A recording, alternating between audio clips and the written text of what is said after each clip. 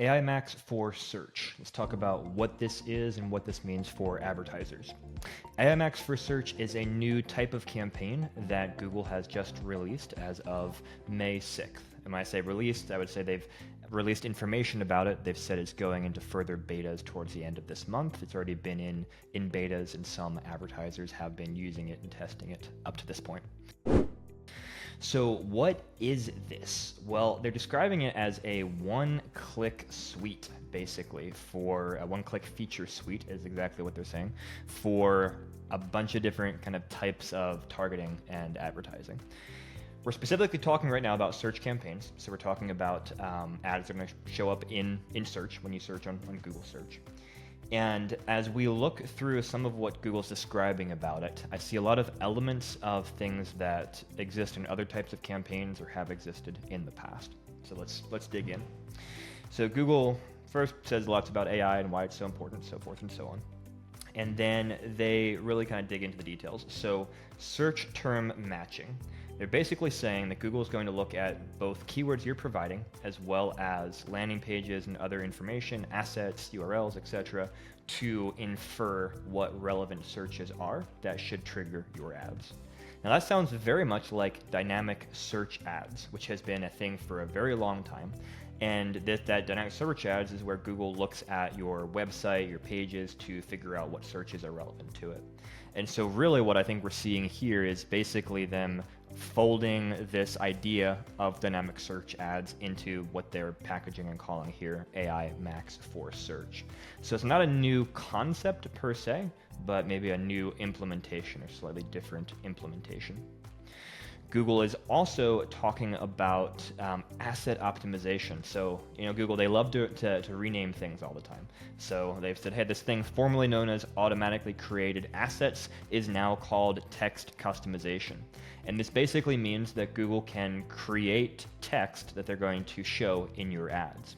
And again, this is not a new concept. This is something that's going on right now if you are opted into their automatically created assets, which a lot of advertisers are because you are automatically opted into it when you create an account, and it's kind of hard to find to opt out. If you do want to opt out or learn more about this, we've created a separate video all about automatically created assets. So Google's saying basically in these AI Max for search campaigns that they're going to have the flexibility, have the ability to create headlines, create descriptions, create information. And sometimes that's good, sometimes that's bad. There's a reason that we turn off most of the automatically created assets for most of our clients, and that's because we've seen a lot of problems. We've seen assets that just don't make sense, that don't look good, that don't present the client well. And in some industries, we've seen assets that actually, say things that a client's not allowed to say legally, especially when you're in sensitive verticals like finance or law or things like that. And so, generally speaking, I'm very skeptical of allowing Google to actually write ads for you because of those concerns and issues that I've seen. So we'll see what kind of guidelines they put in place and see how that kind of shakes out as this campaign type comes to beta. So in terms of other changes, Google gives a couple of examples of companies that have been testing this up to this point and who have seen good results from what they've seen, which is great. There are some additional changes that are coming. One is the ability to set at the ad group level what location you're trying to target, which is new. Up to this point, location targeting is set at the campaign level. And I think part of why they're changing this is because historically you might, in your keywords, try to shape the types of traffic you're getting. So you might say, buy a house in San Antonio, buy a house in Dallas, things like that. And now that Google is essentially making up a lot of the keywords for you in this type of campaign, you don't have that ability.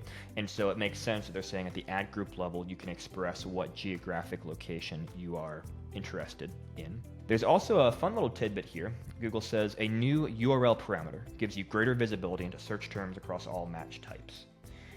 It's not clear exactly what this is yet. but it could be very interesting if this is actually Google saying that they're going to be willing to send you the search term that triggered your ad in the URL parameters. Because right now, you can't do that. You can see the keyword, the ad group name, campaign name, things like that, but search term is something that is protected and not sent through URL parameters.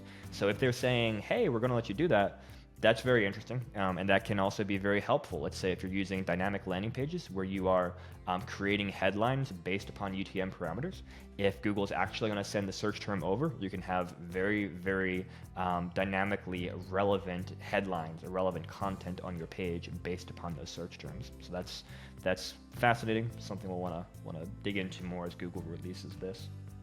And then additionally, Google's saying that they're rolling out reporting improvements to both search and performance max, giving you a better sense of where your ads are serving, how different ad sets are performing, etc.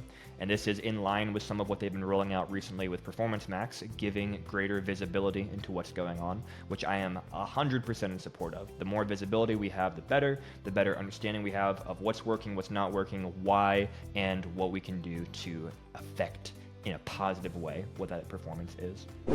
So this is a big deal. Google does not announce new campaign types every day. This is very significant, and this is also very much a signal of where Google is going. No surprise, it's all about AI, and it's all about trying to make things more dynamic, more one-click, kind of one, what's the best way to put it? Not one shoe fits all, but trusting the system, trusting the AI to make decisions for us. And yeah, we'll see where it shakes out, and we'll be monitoring this very, very closely. Until next time, thanks for watching.